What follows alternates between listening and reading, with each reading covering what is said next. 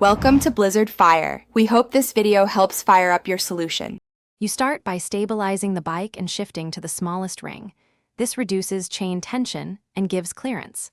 Once done, remove the rear wheel for space and take off the pedal using the correct 15 mm wrench to avoid thread damage.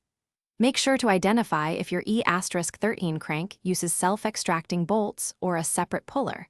The why is simple. Using the proper tool prevents hub or spindle damage. Proceed to loosen the crank bolt, just enough to seat the extractor if needed. Now focus on the middle steps.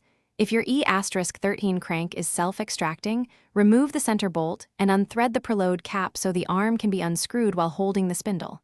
If it's traditional, thread the crank puller fully, then tighten its forcing bolt slowly until the arm releases. Keep pressure centered and back off if resistance spikes. This protects the spindle and taper.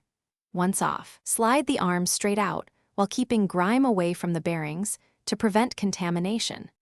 Finish by thoroughly cleaning and inspecting the spindle, bottom bracket bearings, and crank interface for scoring or play.